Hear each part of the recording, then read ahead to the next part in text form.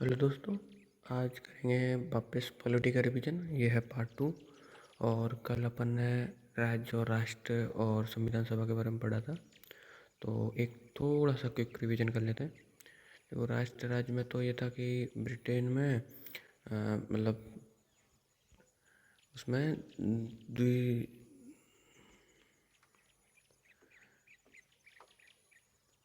Britain में संसदीय शासन व्यवस्था है। वहाँ पे ना स्पष्ट शक्तियों का पृथक्करण नहीं है, जबकि स्पष्ट शक्ति का पृथक्करण अपने अमेरिका में है। ब्रिटेन में सिर्फ कार्यपालिका न्यायपालिका दोनों संसद का ही भाग है, उनको अलग नहीं है वो संसद से। जबकि जो अमेरिका में है सभी मतलब अलग अलग है, कार्यपालिका है, न्यायपालिका है और विधायिका है, ये सब है। और भारत के अंदर विधायिका के अंदर ही कार्यपालिका है, न्यायपालिका स्वतंत्र है। और वही दोहरी विधायिका है, दोहरी कार्यपालिका है, एकल न्यायपालिका है। और वो चाणक्य के अर्थशास्त्र के अनुसार 7 सप्तांग सिद्धांत दिया है कौटिल्य के अर्थशास्त्र में। इसमें कि क्षेत्र हो, राजा हो, दुर्ग, सेना, राजकोष, अमात्य, मित्र राज्य, ये था। और संविधान सभा के बारे में पढ़ा था अपन ने। तो संविधान सभा के बारे में है कि 1895 में बाल गंगाधर तिलक ने संविधान सभा की मांग की। फिर 1922 में महात्मा गांधी ने, फिर स्वराज पार्टी ने 1925 में, उसके बाद फिर 1934 में एम एन रॉय ने, 1928 में नेहरू समिति ने, उसके बाद फिर 1934 में एम एन रॉय ने, 1935 में नेहरू की कार्यकाली कांग्रेस पार्टी ने आधिकारिक तौर पर, फिर 1938 में नेहरू ने संविधान सभा की मांग की थी। उसके बाद फिर अगस्त प्रस्ताव आया था 1940 में, उसमें संविधान सभा का प्रस्ताव रखा था, लेकिन मांग को स्वीकार कर लिया, लेकिन संविधान शब्द उल्लेख नहीं किया गया था उसमें। फिर उसके बाद क्रिप्स मिशन आया था 1942 में। उसके बाद 1946 में कैबिनेट मिशन आया था। कैबिनेट मिशन की सिफारिश के आधार पर संविधान सभा का गठन किया गया था। 389 सदस्य थे कुल, जिसमें से 93 तो रियासत से थे और 296 ब्रिटिश भारत से थे। तो ब्रिटिश भारत में चार तो जो उच्चायुक्त प्रांतों से थे और 292 प्रांतों से थे। तो 4 उच्चायुक्त प्रांतों में ABCD, अजमेर मेरवाड़ा, बी से बलूचिस्तान, सी से कुर्ग और डी से दिल्ली। 10 लाखों की जनसंख्या पे एक प्रतिनिधि। और कुछ 200 मतलब जुलाई अगस्त 1946 को चुनाव हुए थे। 208 सीटों पर लगा 208 सीटें मतलब कुल इन्होंने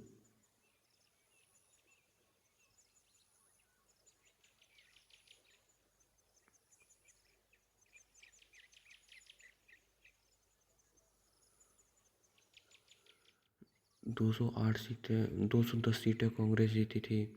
और 210 सीटों में से 208 सीटें कांग्रेस जीती थी। सिक्कों को 4 सीटें दी थी, लेकिन उन्होंने एक ही सीट पे थे। और मुस्लिम लीगों ने 78 सीटों में से 73 सीटें जीती थी। महात्मा गांधी और मोहम्मद अली जिन्ना ने भाग नहीं लिया था। जयप्रकाश नारायण, तेज बहादुर सप्रू ने त्यागपत्र दे दिया। संविधान सभा में 15 महिलाएं थी। ठीक है, मल्टी पार्टी बॉडी थी। और 9 दिसंबर को पहली बैठक हुई थी संविधान सभा की। अस्थायी अध्यक्ष सचिदानंद सिन्हा को बनाया गया था। उद्घाटन इसका JP कृपलानी ने किया था। और 11 दिसंबर को दूसरी बैठक होती है, उसमें स्थायी अध्यक्ष हो जाता है राजेंद्र प्रसाद। और जो उपाध्यक्ष होंगे SC मुखर्जी, और बाद में BT कृष्णमाचारी भी बना दिए थे।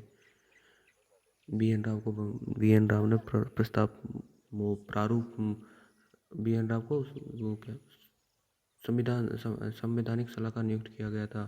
पहला प्रारूप तैयार किया था उन्होंने। 13 दिसंबर को तीसरी बैठक होती है, जिसमें उद्देश्य प्रस्ताव प्रस्तुत करते हैं पंडित जवाहरलाल नेहरू। 22 जनवरी को पारित हो जाता है।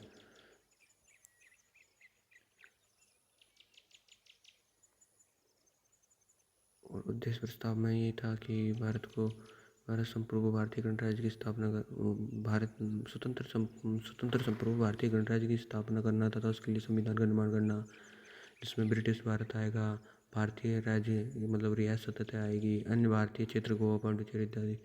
और जो स्वेच्छा से भारत में शामिल होना चाहे वो सब आएंगे। और स्वतंत्रता 8 प्रकार के विचार, अभिव्यक्ति, विश्वास, धर्म, उपासना, व्यवसाय, संघ बनाने, कार्य करने की। और न्याय 3 तरीके का, सामाजिक, आर्थिक, राजनीतिक। समता 3 तरीके की। विधि प्रतिष्ठा, प्रतिष्ठा के समक्ष है, अवसर विधि के समक्ष है।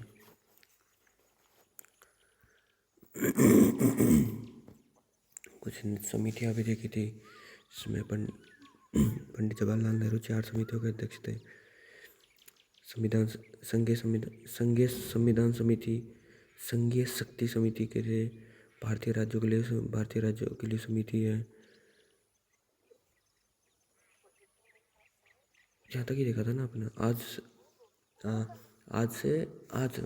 अपन आज देखेंगे संविधान सभा की समितियाँ। तो संविधान सभा की समितियाँ आज पढ़ेंगे। तो अब देख, जो पंडित जवाहरलाल नेहरू थे वो, देखो कुछ समितियाँ थी जिनके जो अध्यक्ष थे ना, वो मतलब पंडित जवाहरलाल नेहरू की 4 समितियों के अध्यक्ष थे। संघीय संविधान समिति के, संघीय शक्ति समिति के, भारतीय राज्यों के लिए समिति, उसके लिए और अध्यक्ष वही थे पंडित जवाहरलाल नेहरू। और संविधान के प्रारूप की जांच हेतु विशेष समिति, मतलब ड्राफ्ट की जांच हेतु जो समिति बनाई गई थी उसके भी अध्यक्ष नेहरू, पंडित जवाहरलाल नेहरू। सरदार वल्लभ भाई पटेल प्रांतीय संविधान समिति के अध्यक्ष। मौलिक अधिकार, अल्पसंख्यक, जनजातीय क्षेत्र एवं बाह्य एवं आंशिक बाह्य क्षेत्र सलाहकारी समिति। इन जो ना मौलिक अधिकार समिति है, अल्पसंख्यकों के लिए और जनजातीय क्षेत्रों के लिए, बाह्य आंशिक बाह्य क्षेत्रों के लिए समिति है। इनके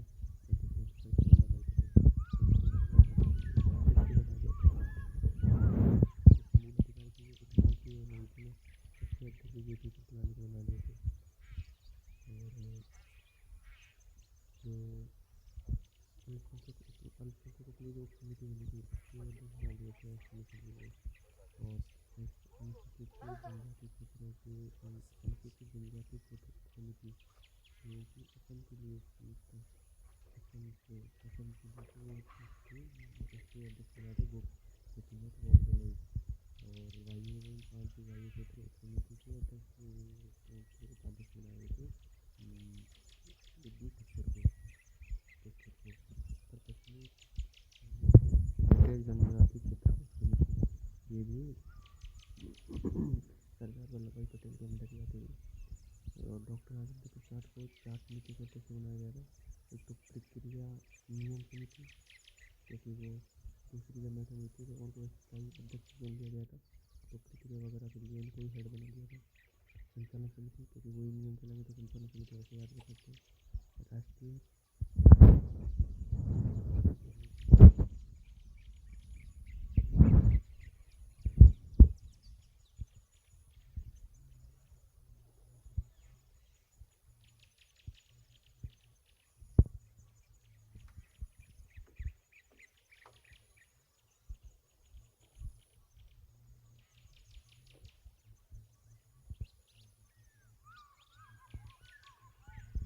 उसकी समिति के अध्यक्ष भी राजेंद्र प्रसाद थे। जीवी वामलंकर संविधान सभा की कार्यकारी समिति के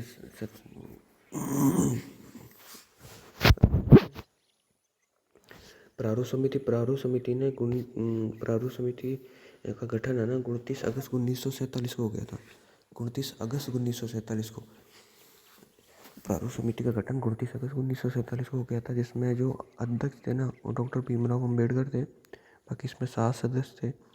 उनमें से है एन गोपाल स्वामी अयंगर और कृष्णा स्वामी अय्यर, राधे कृष्णा स्वामी अय्यर, मोहम्मद सादुल्ला, के एम मुंशी, एन माधवराव पहले BL मित्र थे और एन माधवराव BL मित्र के स्थान पर आ गए, क्योंकि उन्होंने त्याग पत्र दे दिया था। स्वास्थ्य कारणों की वजह से उन्होंने त्याग पत्र दे दिया, उनका स्वास्थ्य अच्छा नहीं था, इसलिए BL मित्र के स्थान पर आए थे एन माधवराव। और TT कृष्णमाचारी ये DP खेतान की जगह पर आए थे। DP खेतान की मृत्यु हो गई थी इस वजह से चुने गए थे तब तो डीपी केदारनाथ थे, लेकिन उनकी मृत्यु के होने की वजह से टीटी कृष्णमाचार्य है। और ये दोनों जो लास्ट में आए थे ना, एन माधव राव और टीटी कृष्णमाचार्य, ये दोनों कांग्रेस से थे। प्रारूप समिति ने 60 देशों के संविधान का अध्ययन किया और उनमें से भारतीय संविधान का प्रारूप तैयार किया। अब संविधान सभा के समक्ष प्रारूप समिति ने संविधान सभा के प्रमुख प्रस्तुत किया था ना, उसकी तीन तीन बैठक हुई थी। इसमें से पहली बैठक तो हुई थी 4 नवंबर 1948 को। 4 नवंबर 1948 से लेके 9 नवंबर 1948 तक पहली बैठक चली थी। फिर द्वितीय बैठक हुई थी 15 नवंबर 1948 से लेके 17 अक्टूबर 1949। ये सेकंड बैठक हुई थी। और थर्ड बैठक हुई थी 14 नवंबर 1949 से लेके 26 नवंबर 1949 49। 26 नवंबर 1949 को संविधान सभा ने संविधान को पारित कर दिया। इसी दिन संविधान को अंगीकृत, अधिनियमित और आत्मप्रति कर दिया। और उसमें 15 आर्टिकल लागू किए थे, ताकि जैसे 26 जनवरी 1950 को तो पूरा संविधान लागू हो जाएगा, उससे पहले 15 आर्टिकल लागू किए थे कि ताकि जो अव्यवस्था बैठी हुई है बिना संविधान के, उसको थोड़ा नियंत्रित किया जा सके। और नागरिकता से संबंधित जो उस टाइम पे जो पार्टीशन हुआ था, तो पार्टीशन की वजह से कौन इंडिया का नागरिक है, कौन पाकिस्तान का, तो उसकी वजह से 15 आर्टिकल लागू किए थे। उसमें से सीधा सीधा तो 5 आर्टिकल तो ऐसे थे कि 5, 6, 7, 8, 9 ये नागरिकता से संबंधित है, आगे देखेंगे अपन। और 60 है वो राष्ट्रपति से संबंधित है। और 324 इलेक्शन से संबंधित है, निर्वाचन आयोग है। और 60 में अपन देख लिया राष्ट्रपति की शपथ है। 5, 6, 7, 8 में नागरिकता है ही है। 366 और 367 इसमें परिभाषाएं और निर्वाचन है। 379, 80, 88 और 91 इसमें ये अस्थायी प्रावधान है, जो कि अंतरिम सरकार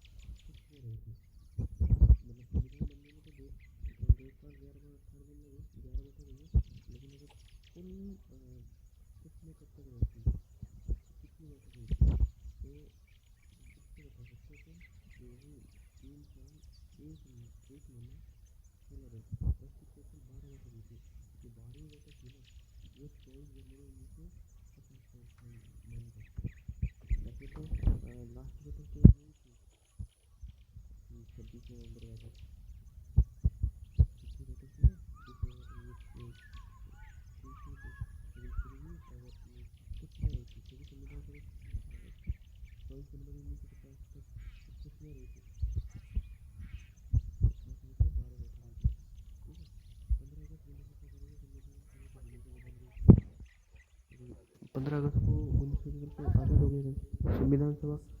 अब एक संपूर्ण संस्था बन गई थी, क्योंकि वो कैबिनेट मिशन के अनुशंसा से मुक्त हो गई। कैबिनेट के अंदर अनुशंसा के अंदर नहीं थी अब वो। और परंतु वह कैबिनेट मिशन की सिफारिश मतलब, और ये दोहरी भूमिका निभाने लगी संविधान सभा। एक साथ वो विधायिका का कार्य करती थी, और एक साथ वो संविधान सभा का भी काम कर रही थी। तो विधायिका का जब काम करती थी, तो वो जो इसके अध्यक्ष थे वो जे बी मावलंकर थे। इसके अध्यक्ष विधायिका के रूप में जब कार्य करती थी संविधान सभा, तो संविधान सभा का निर्माण खुद संविधान सभा निर्माण कर रही है और विधायिका के रूप में भी कार्य कर रही है।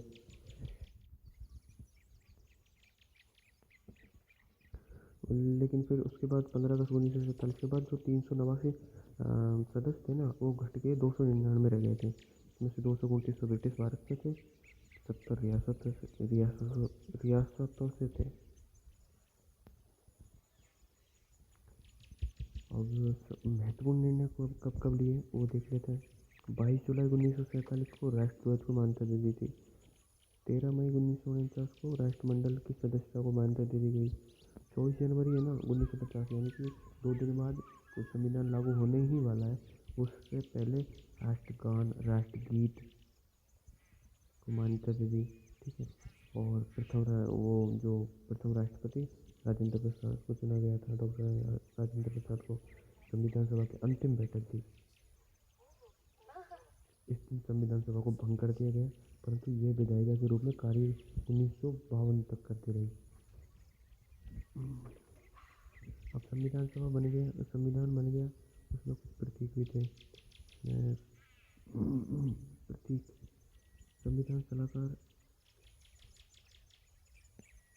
सर BN राव थे, सचिव HB अयंगर थे, संविधान के प्रमुख ड्राफ्टमैन HN मुखर्जी और सुलेख इटली की शैली में जो लिखा था ना सुलेख, वो प्रेम बिहारी नारायण रायजादा ने लिखा था। अलंकरण संविधान सभा का अलंकरण किसने किया? शांति निकेतन के नंदलाल बोस एवं ब्योर राम मनोहर सिन्हा। मूल प्रस्तावना का अलंकरण जो सजावट की है वो ब्योर राम मनोहर सिन्हा। संविधान सभा के संस्करण के सुलेखक हिंदी में किसने होगा? कृष्ण वैद्य ने।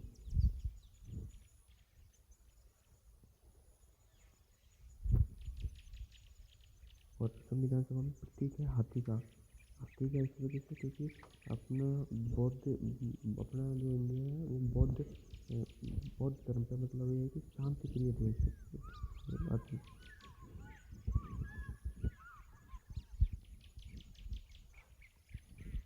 अब एक छोटा सा टॉपिक देख लेते हैं कि भाई संविधान के स्रोत। अपन ने संविधान में कहाँ से क्या दिया। तो सबसे पहले तो देखते हैं जो इंडिया में ही लागू था, जो भारतीय संविधान भारत सरकार अधिनियम 1935 में 1935 था ना एक्ट, उससे अपन ने कैसे लिया?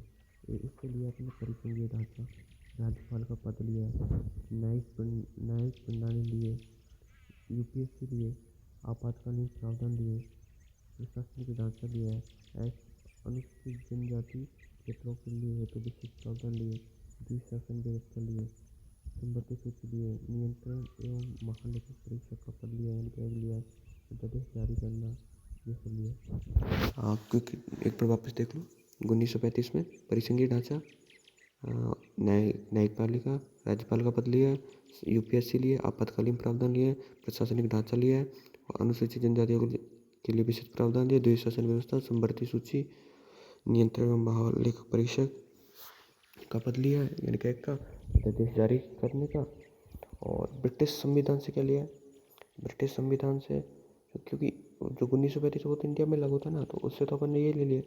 अब ब्रिटिश संविधान से अपन ने लिया संसदीय शासन व्यवस्था, द्विसदनीय व्यवस्था, मंत्रिपरिषद का निम्न सदन के प्रति सामूहिक उत्तरदायित्व और मंत्रिमंडलीय व्यवस्था, विधि के समक्ष संवर्ती है, एकल नागरिकता है, संसदीय विशेषाधिकार है, परमाधिकार यानी रिट जारी करना, विधि द्वारा स्थापित प्रक्रिया है,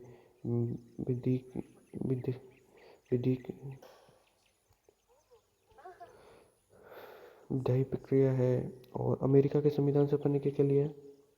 अमेरिका के संविधान से लिया है स्वतंत्र न्यायपालिका, न्यायिक अवलोकन की शक्ति ली है, न्यायाधीश को पद से हटाने की प्रक्रिया, यानी जो हाई कोर्ट और सुप्रीम कोर्ट के वो है ना जज, उनको हटाने की प्रक्रिया, जनहित याचिका लिए, मूल अधिकार लिए, राष्ट्रपति पर महाभियोग की प्रक्रिया लिए, उपराष्ट्रपति का तो पद ही ले लिया, राष्ट्रपति के महाभियोग की राष्ट्रपति को हटाने के लिए महाभियोग की प्रक्रिया ले ली, उपराष्ट्रपति का पद ले लिया, विधि का समान संरक्षण, विधि की प्रक्रिया, प्रस्तावना की प्रथम पंक्ति कि हम भारत के लोग, जो प्रस्तावना में आती है ना, we the people of India, या फिर हम भारत के लोग, ये अमेरिका से लिए। अब कनाडा से क्या लिया है? परिसंघीय व्यवस्था जिसमें अवशिष्ट शक्तियाँ केंद्र से केंद्र में निहित हो।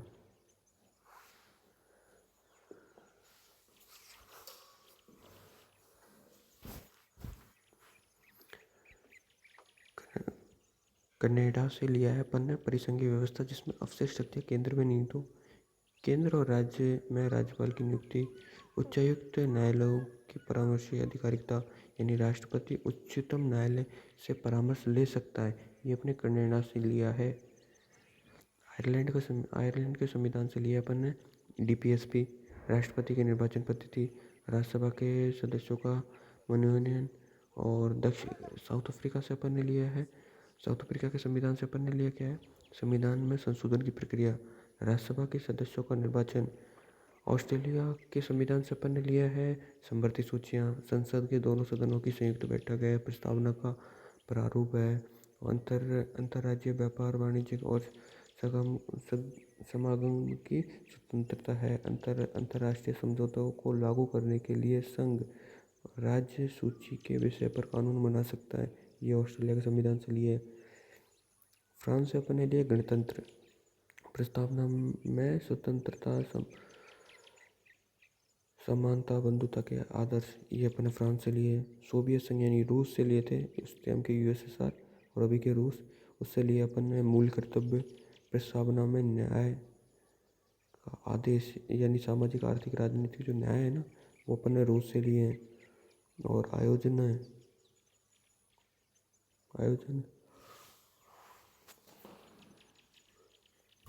और जापान के संविधान से अपन ने लिए विधि द्वारा स्थापित प्रक्रिया है। जर्मनी के संविधान से लिए अपन ने राष्ट्रीय आपातकाल के दौरान मूल अधिकारों का निलंबन और केवल संघ आपातकाल पर लागू, मतलब जर्मनी से केवल संघ आपातकाल लगा सकती है, संघ आपातकाल लगा सकता है, यानी कि सेंटरी। ठीक है, अब प्रस्तावना को एक बार पढ़ लेते हैं। प्रस्तावना में है कि हम भारत के लोग, याद करते चलो वापस, हम भारत के लोग कहाँ से लिए, ये यूएसए से लिए। हम भारत के लोग भारत को संपूर्ण, संप्रभु, संपन्न, समाजवादी, पंथ निरपेक्ष, लोकतांत्रिक गणराज्य बनाने के लिए तथा इसके समस्त नागरिकों को सामाजिक, आर्थिक और राजनीतिक न्याय, विचार, अभिव्यक्ति, विश्वास, धर्म और उपासना की स्वतंत्रता, प्रतिष्ठा और अवसर की समता प्राप्त कराने के लिए तथा उन सब में व्यक्ति की गरिमा और राष्ट्र की एकता और अखंडता सुनिश्चित करने वाली बंधुता बढ़ाने के लिए दृढ़ संकल्प होकर अपनी इस संविधान सभा में आज तारीख 26 नवंबर 1949 मिति मार्ग शुक्ल सप्तमी संवत 2006 विक्रमी को अध्यक्ष द्वारा इस संविधान को अंगीकृत, अधिनियमित और आत्मकृत करते हैं। अब इसमें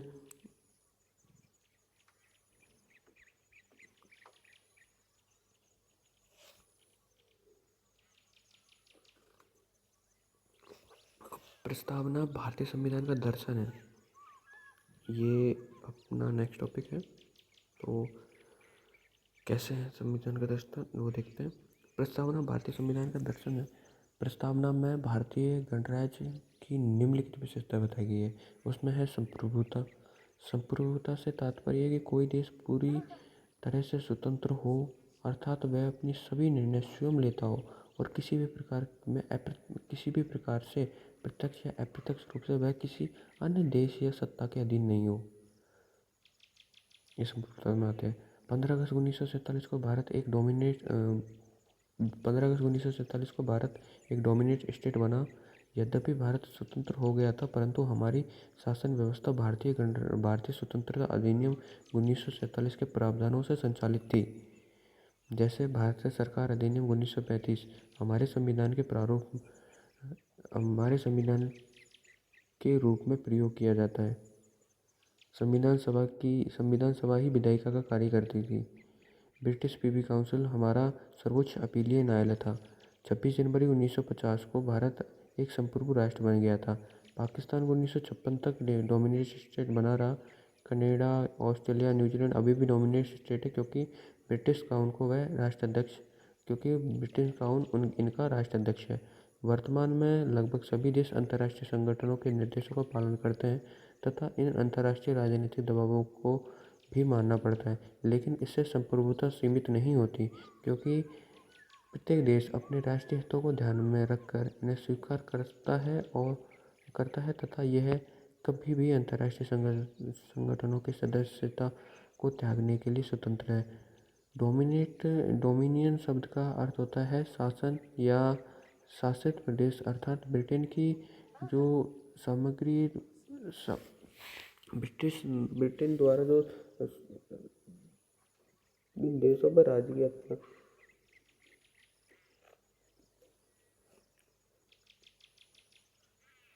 ब्रिटेन स्थित वह क्षेत्र जिस पर शासन था, ब्रिटेन का जिन पर शासन था ना, वो डोमिनियन स्टेट है। डोमिनियन की संज्ञा भी अभिनीत की गई है। वर्तमान में डोमिनेट की जगह राष्ट्रमंडल सदस्य शब्द का प्रयोग किया जाता है। अब समाजवाद प्रस्तावना में जो दूसरा विशेषता बताई गई वो समाजवाद।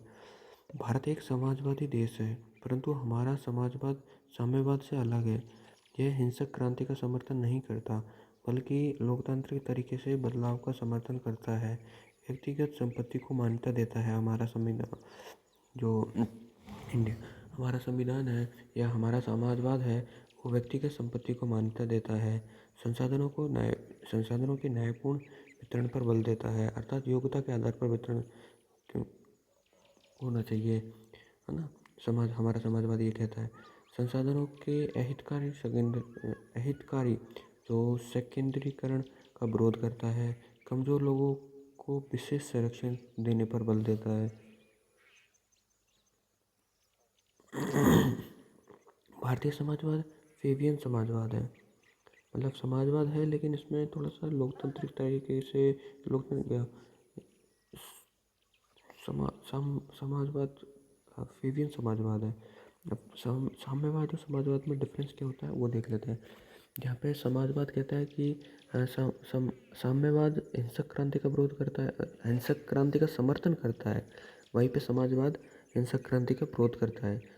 वह लोकतांत्रिक आंदोलन का समर्थन करता है। समाजवाद साम्यवाद निजी संपत्ति का विरोध करता है और संसाधनों पर सार्वजनिक क्षेत्रों का अधिकार होना चाहिए, ऐसा कहता है साम्यवाद।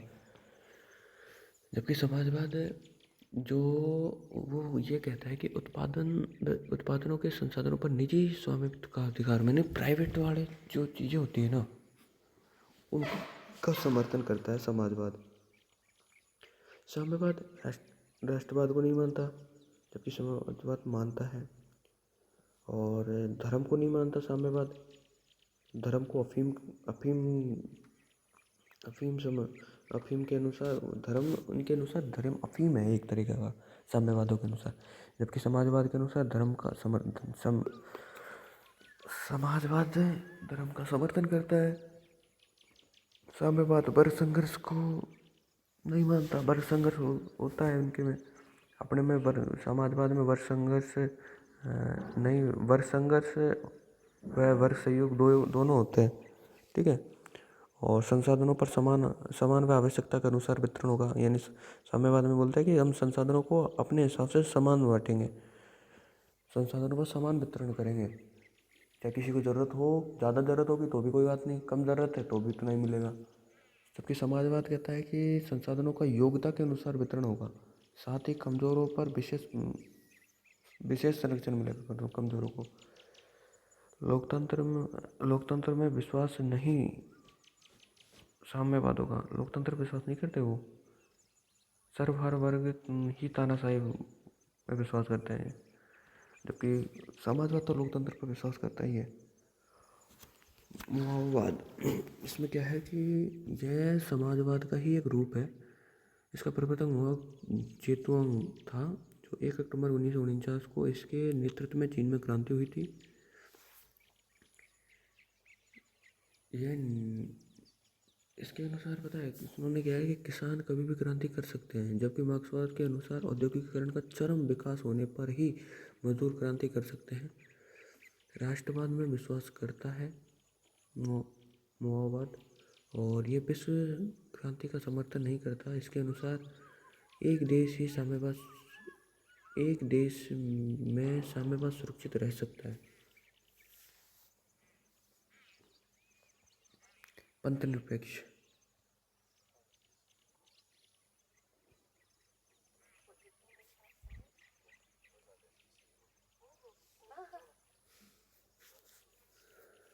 पंथ निरपेक्ष की बात करते हैं तो भारत एक पंथ निरपेक्ष देश है, क्योंकि भारत का कोई राष्ट्रीय धर्म नहीं है। विधि का शासन है, विधि के समक्ष सभी समान होते हैं।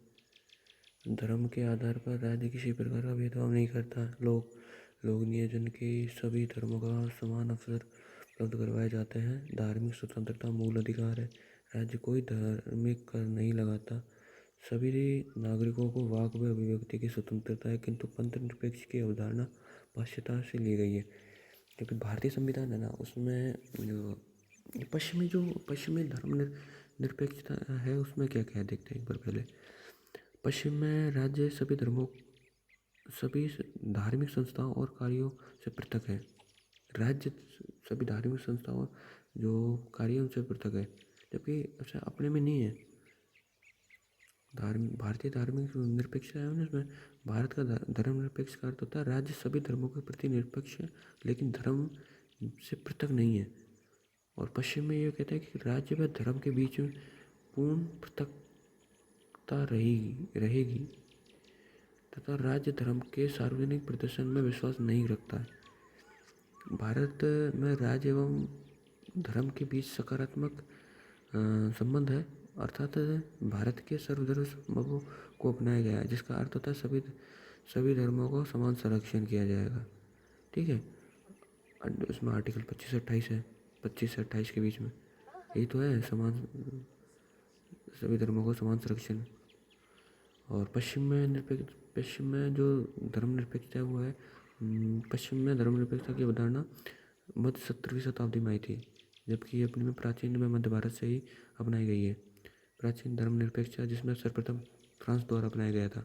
हालांकि भारतीय संविधान 42वें संविधान संशोधन से पंथ निरपेक्ष शब्द जोड़ा गया। 42वें संविधान संशोधन से जोड़ा गया था पंथ निरपेक्ष शब्द।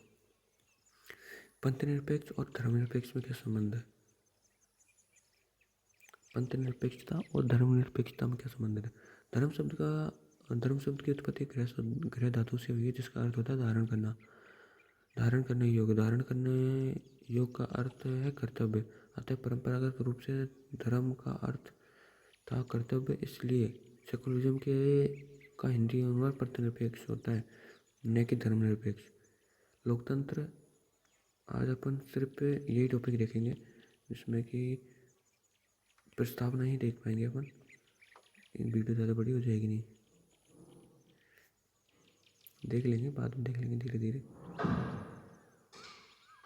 तो लोकतंत्र की बात करें तो लोकतंत्र की जो परिभाषा है वो है जनता के द्वारा तथा जनता के लिए शासन। लोकतंत्र होता है दो तरह का होता है, प्रत्यक्ष और अप्रत्यक्ष।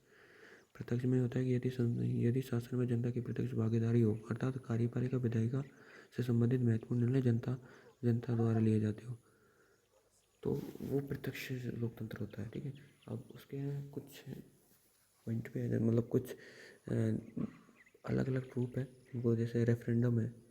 रेफरेंडम में जनता से राय ली जाती है और उसको लागू करना बाध्यकारी होता है, प्राय छोटे देशों में हो जाता है ना। और प्लेसफिसाइट है, यानी जनमत संग्रह, जनता से ली गई राय जिसे लागू करना बाध्यकारी ना हो। घरेलू नीति निर्माण से संबंधित मामलों में इसका प्रयोग किया जाता है। राइट टू रिकॉल, जनता के पास ये अधिकार होता है कि वे अपने निर्वाचित प्रतिनिधि को उनका कार्यकाल पूरा होने से पूर्व ही हटा सकते हैं। इंसेंटिव यानी पहल, इस विधि निर्माण के लिए पहले जनता को पहल करने का अधिकार दिया गया है। यदि निश्चित संख्या में जनता किसी प्रस्ताव पर हस्ताक्षर कर देती है तो इसे विधायिका में पेश किया जाना और बाध्यकारी हो जाता है। ये प्रावधान स्विट्जरलैंड में है। प्रत्यक्ष लोकतंत्र छोटे देशों में संभव है। भारत भौगोलिक दृष्टि से अत्यधिक विस्तृत है तथा यहाँ जनसंख्या भी अधिक है और भारत में संसार के संसाधनों की कमी है तथा साथ ही लोगों में शिक्षा व राजनीतिक विषयों की समझ भी कम है, इसलिए यहाँ इंडिया में नहीं हो सकता। अप्रत्यक्ष लोकतंत्र ये होता है कि यदि शासन में जनता की प्रत्यक्ष भागीदारी हो, अर्थात अप्रत्यक्ष भागीदारी हो, यानी अर्थात जनता के द्वारा निर्वाचित जो प्रतिनिधि है यदि कार्यपालिका विधायिका से संबंधित महत्वपूर्ण निर्णय लेते हैं तो अप्रत्यक्ष लोकतंत्र कहते हैं उसको। जैसे इसके अनेक रूप है, जैसे संसदीय शासन व्यवस्था है भारत और ब्रिटेन में है, अध्यक्षात्मक शासन व्यवस्था अमेरिका में, दोहरी कार्यपालिका फ्रांस में, बहु कार्यपालिका स्विट्जरलैंड में है। अप्रत्यक्ष लोकतंत्र को एक अन्य रूप में बांटा जाता है एकात्मक शासन व्यवस्था, यानी समस्त शक्तियाँ केंद्र में ही निहित होती है। और दूसरी होती है जो अप्रत्यक्ष लोकतंत्र को एक दूसरे रूप में बांटते हैं कि परिसंघीय शासन व्यवस्था, यानी राज्य को अधिक शक्ति दी गई है। राज्य को अधिक शक्तियाँ कि जैसे कि ये तो एकात्मक शासन व्यवस्था का तो उदाहरण अपना ब्रिटेन है।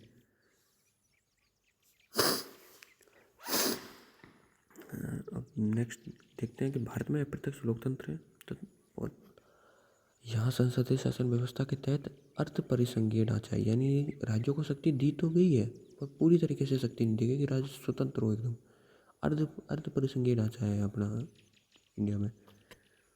गणराज्य में होता है कि किसी देश का राष्ट्राध्यक्ष वंशानुगत नहीं है, यानी कि मेरे बाद मैं अगर किसी पोस्ट पे हूँ तो मेरे बाद मेरा बेटा ही बने, अगर ऐसी परंपरा नहीं है तो वो गणराज्य है, ये गणतंत्र है। यह राजतंत्र की विरोधी विचारधारा है, यानी राजा का बेटा राजा बने, ये वाली विचारधारा है कि विरोध मतलब विरोधी है। अन्य अर्थ होता है कि किसी भी विशेष अधिकार प्राप्त वर्ग की अनुपस्थिति, अर्थात सभी सार्वजनिक कार्यालय बिना किसी भेदभाव के प्रत्येक नागरिकों के लिए खुले रहे। ब्रिटेन लोकतंत्र है किंतु गणराज्य नहीं है। गणराज्य के लिए कंडीशन है कि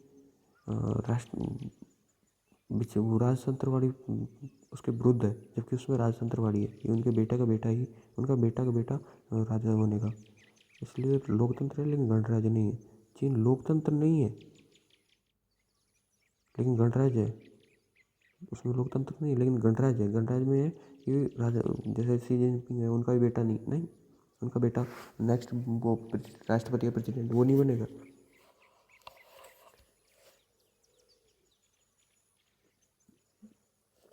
भारत, अमेरिका, फ्रांस ये लोकतंत्र गणराज्य है, लोकतंत्र भी है इनमें और गणराज्य भी है, ठीक है। बुनाई में राजतंत्र है। न्याय की बात करें तो न्याय किन तरह का काम होता है अपने इंडिया में। प्रस्तावना में न्याय जो बात की गई है ना, सामाजिक, आर्थिक, राजनीतिक न्याय, तो 3 तरह की न्याय की बात की है प्रस्तावना में। तो सामाजिक न्याय को देख समझते हैं अपना ना, एक ऐसा समाज जिसमें किसी प्रकार का भेदभाव ना हो, धर्म को लेके, मूल वंश है, जाति है, लिंग है, जन्म स्थान है, भाषा है, रंग है, उम्र है, लैंगिक रुझान है आदियों को लेके किसी प्रकार का भेदभाव ना हो सामाजिक में। तो समाज में समानता हो और सामाजिक जो रूढ़िवादी परंपराएं, अंधविश्वास या आडंबर आदियों से मुक्त हो समाज। व्यक्ति को विकास हेतु स्वच्छ एवं स्वतंत्र वातावरण उपलब्ध हो, ये सामाजिक न्याय है। और आर्थिक न्याय में क्या है, व्यक्ति के पास यानी संसाधनों का न्यायपूर्ण वितरण हो, अर्थात योग्यता के आधार पर वितरण, किंतु साथ ही वंचित व कमजोर वर्गों के लिए विशेष प्रावधान किए जाए। सभी लोगों को रोजगार उपलब्ध हो, आर्थिक शोषण का अभाव हो, न्यूनतम मजदूरी दर निर्धारित हो, सभी की बुनियादी आवश्यकता पूरी हो, धन व उत्पादन संसाधनों के हितकारी केंद्रीकरण न हो। सामाजिक न्याय, सभी नागरिकों को मतदान करने व चुनाव लड़ने की स्वतंत्रता हो, निष्पक्ष एवं पारदर्शी चुनाव प्रणाली हो, चुनावों में धन बल व बाहुबल का प्रयोग न किया जाएगा। साम चुनावों में जातिवाद या क्षेत्रवाद या सांप्रदायिकता आदि का प्रयोग न किया गया। चुनाव विकास के मुद्दों पर संपन्न हो। चुनाव में विकास के मुद्दों पर से संपन्न हो।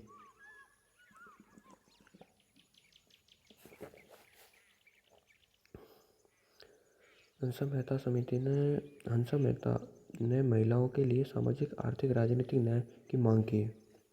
ठीक है, अब देखते हैं कि क्या प्रस्तावना संविधान का भाग है।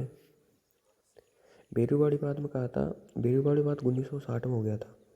तो इसमें तो जो सुप्रीम कोर्ट ने उसने मना कर दिया था कि जो प्रस्तावना संविधान का भाग नहीं है। लेकिन केशवनंद भारतीय बाद जो 1973 में इसका निर्णय दिया गया था, उसमें बोला था कि संविधान भारतीय संविधान का भाग है।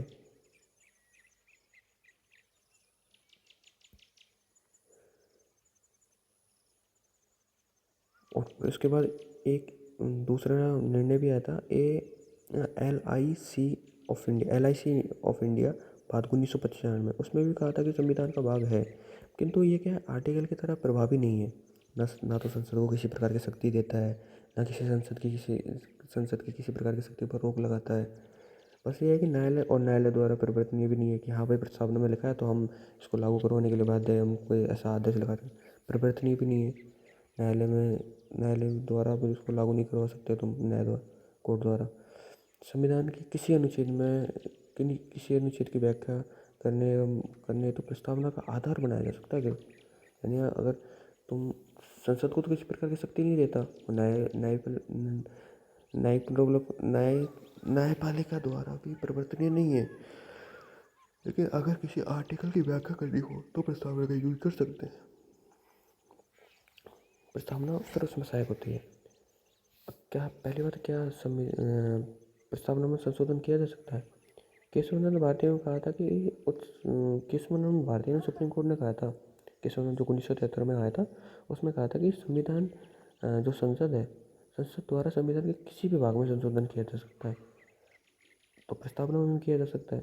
तो 42वें संविधान शब्द से 3 शब्द जोड़े गए थे, समाजवाद, पंथनिरपेक्ष और अखंडता।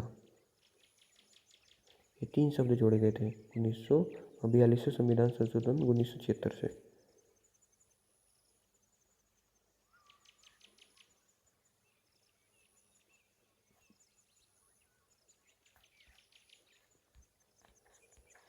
ओके, चलो तो आज यहीं करते हैं ख़त्म।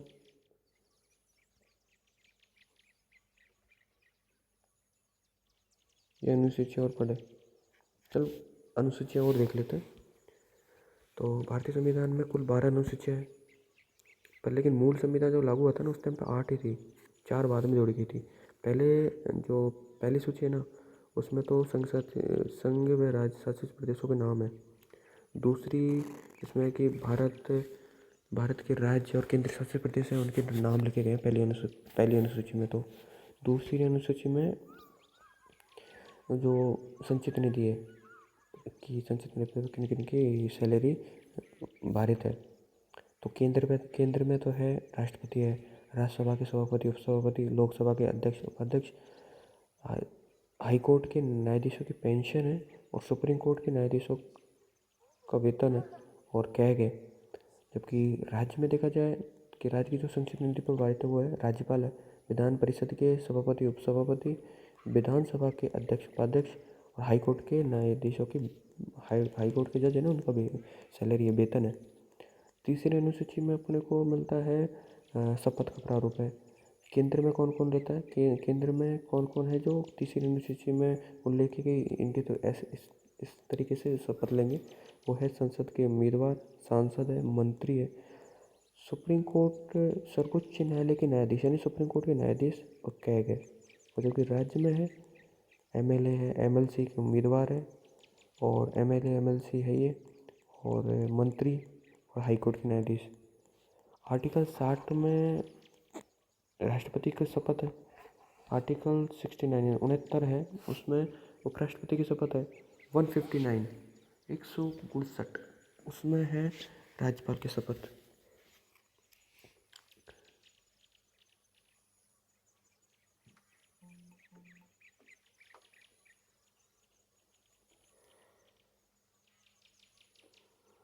जो भारत के ना सुप्रीम कोर्ट की और कैग की शपथ एक समान ही है। चौथी अनुसूची में राज्य व केंद्र शासित प्रदेशों के लिए जो सीटों का आवंटन है वो बताया गया है। पांचवी अनुसूची में अनुसूचित क्षेत्रों पर अनुसूचित जनजाति क्षेत्रों के प्रशासन व नियंत्रण से संबंधित प्रावधान है। छठवीं अनुसूची में असम है, मेघालय, त्रिपुरा, मिजोरम राज्यों के जनजातीय क्षेत्रों के प्रशासन से संबंधित प्रावधान है। जबकि सातवीं अनुसूची में है एक तो राज्य किन किन पे कानून बना सकता है, संघ किन किन पे कानून बना सकता है, और दोनों मिलके यानी समवर्ती सूची में कितने विषय हैं उनसे संबंधित है कि अभी अभी प्रेजेंट में तो संघ में 98 विषय आते हैं और राज्य में 59 और समवर्ती सूची में 52 आते हैं। जबकि स्टार्टिंग में हुआ था ना तब संघ में तो 97 थे जो कि बढ़ के अब 98 हो गए, और राज्य में 66 थे जो कि घट के अब 59 हो गए, और समवर्ती सूची में 47 थे स्टार्टिंग में जो कि अब 52 हो गए। तो जो 52 है ना, 5 जो बड़े हैं 42वें संविधान संशोधन 1976 से, वो 5 है वन्य जीव, नापतोल की इकाइयाँ, न्यायिक प्रशासन, शिक्षा है। आठवीं अनुसूची में भाषाएं हैं, इसमें कि केवल 22 भाषाएं हैं। अब 2011 में जो उड़िया का नाम बदल कर ओडिया कर दिया। 21वें संविधान संशोधन से 21वें संविधान संशोधन 1967 में 3 भाषाएं जोड़ी थी, कोंकणी, मणिपुरी, नेपाली। 71वें संविधान संशोधन 1992 में 4 भाषाएं जोड़ी थी, बोडो, डोगरी, मैथिली, संथाली। 92वें संविधान संशोधन द्वारा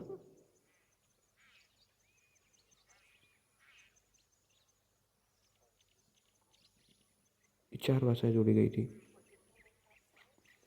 ठीक है, मतलब ये है कि 21वें संविधान संशोधन से तो संधि जोड़ दी, और 71वें संविधान संशोधन से कोंकणी, नेपाली, मणिपुरी जोड़ दी, और 92वें संविधान संशोधन से बोडो, मैथिली, डोगरी, संथाली जोड़ी थी। 9वीं अनुसूची में 1951 में जोड़ी गई थी 9वीं अनुसूची। ये अधिनियम ये मतलब ये किसी यदि इस अधिनियम को इस अनुसूची में यदि किसी भी एक्ट को इसमें शामिल किया जाता है ना, उसका न्यायिक पुनर्विलोकन नहीं किया जा सकता। जमींदारी व्यवस्था को समाप्त करने एवं भूमि सुधारों को लागू करने के लिए संसद द्वारा पारित अधिनियम है। इसमें आरंभ में तो 13 थे, लेकिन जो बाद में इसमें बढ़कर 284 हो गए थे। लेकिन सुप्रीम कोर्ट ने केशवानंद भारतीय वाद में कहा था कि सर्वोच्च न्यायालय का जो न्याय का अधिकार है ना, वो मूल अधिकार है। यानी सर्वोच्च न्यायालय बुनियादी ढांचों की अवधारणा दी, इसके अनुसार इसके तहत मूल ढांचे में संशोधन नहीं किया जाना चाहिए। ठीक है, इंदिरा गांधी बात 1975, इसमें सर्वोच्च न्यायालय ने न्यायिक पुनर्विलोकन के मूल ढांचे का भाग माना है। IR कोहेलो बनाम तमिलनाडु बात 2007, इसमें कहा था कि 24 अप्रैल 1973 के बाद जो अधिनियम 9वीं अनुसूची में रखे गए थे ना, जो कि जमींदारी व्यवस्था को समाप्त करने के लिए बनाई गई थी ऐसे तो, लेकिन इसमें ये ऐसा था कि भाई सुप्रीम कोर्ट इसमें इंटरफेयर नहीं करेगा, इसमें अगर कोई एक्ट डाल दिया तो उसमें संशोधन नहीं कर सकता सुप्रीम कोर्ट। इस वजह से इसको बढ़ा के 284 कर दिए। तो सुप्रीम कोर्ट ने 2007 के बाद यानी IR कोहिलो बात बनाम तमिलनाडु 2007 में ये कहा था कि 24 अप्रैल 1973 के बाद अगर इसमें कोई भी एक्ट डाला है, उससे पहले के तो उसमें संशोधन नहीं किया जाएगा, लेकिन उसके बाद के जितने भी अगर उसमें कोई अधिनियम डाले, एक्ट डाले, उनमें संशोधन किया जा सकता है। 10वीं अनुसूची दल बदल से संबंधित है, यानी ये 52वें संविधान संशोधन से जोड़ी गई थी 1985 में। 91वें संविधान संशोधन 2003 द्वारा इसमें कुछ संशोधन किए गए हैं। यानी कि दल बदल का ये है कि यदि कोई सदस्य चुनाव पश्चात दल बदलता है तो उसकी सदस्यता समाप्त हो जाएगी। यदि किसी दल का 2/3 सदस्य एक साथ किसी दूसरे दल में शामिल हो जाते हैं ना, तो नया राजनीतिक दल नया राजनीतिक दल नहीं बना सकते, बाकी दूसरे किसी पार्टी में शामिल हो जाएंगे तो उनकी सदस्य समाप्त नहीं होगी।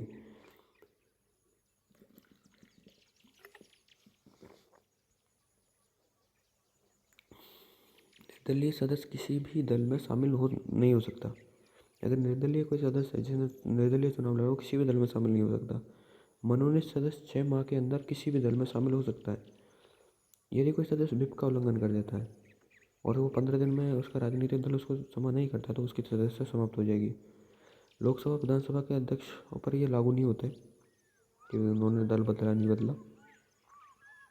दल-बदल का अंतिम निर्णय सभापति अध्यक्ष सभापति द्वारा लिया जाता है। कियोतो हुलोन बाद 1992 में उच्चतम निर्णय जो सुप्रीम कोर्ट ने उन्होंने निर्णय दिया कि सभापति अध्यक्ष निर्णय को चुनौती दे सकता है। 11वीं में पंचायती राज से संबंधित है, जो कि 73वें संविधान संशोधन 1992 में जोड़ी गई थी और इसमें 29 विषय हैं। कुल तो 29 विषय पंचायतों को दिए गए, जबकि राजस्थान में 22 विषय हैं।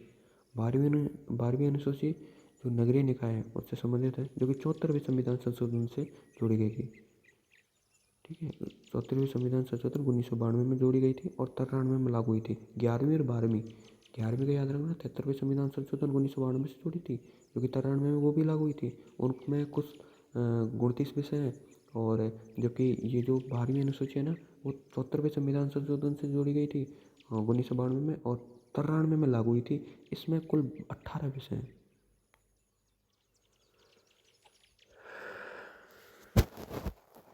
चलो आज की क्लास को यहीं एंड करते हैं, काफ़ी लंबी हुई, 1 घंटे की क्लास हुई। अब कल अपन देखेंगे संविधान के भाग, ठीक है, और आर्टिकल देख लेंगे संविधान के भाग देखेंगे एक तो, और संघ एवं राज्य क्षेत्र देख लेंगे, राष्ट्रीय एकीकरण देख लेंगे। ठीक है, ये तो 3 टॉपिक देख लेंगे अपन। Thank you. और वीडियो अच्छी लगे बुरी लगे कमेंट करके बताना, क्योंकि पहली बार बना रहा हूँ, मेरे को इतना वो कॉन्फिडेंस इतना नहीं है कि कैसे क्या बनाते हैं, या फिर तरीका नहीं पता कि कैसे क्या बोलते हैं। बाकी सीख रहा हूँ, जैसे भी लगे अच्छी बुरी बताना ज़रूर। धीरे धीरे इम्प्रूवमेंट करूँगा मैं भी अपने अंदर। ओके।